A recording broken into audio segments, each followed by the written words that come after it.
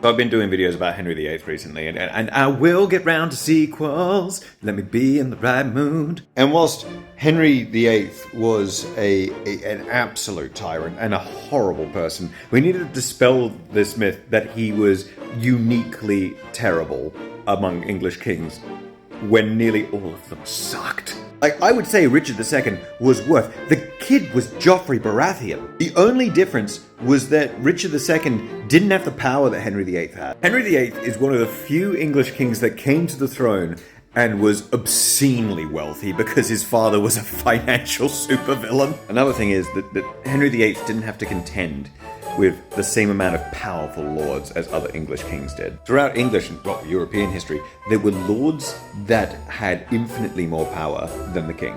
By the time the Tudors were on the throne, that wasn't really the case anymore. Henry also created a whole bunch of new lords, loyal yes men. But also there is the context of the time this is happening in. England was still recovering from the trauma of the Wars of the Roses. Despite what Henry was doing, these lords were very unwilling to go back to the days of civil war. If Henry was doing what he did 200 years before, not even 200 years, like give it 100 years before, the lords would have made him a head shorter. And while I'm on the subject, sorry, I hate this myth, and I see it in loads of comments, that Henry was some sort of saint until he had that jousting accident where he got struck on the head. Like, yeah, he probably had brain damage, but he was awful before this. Because that's how he was raised. He was Mama's little special boy.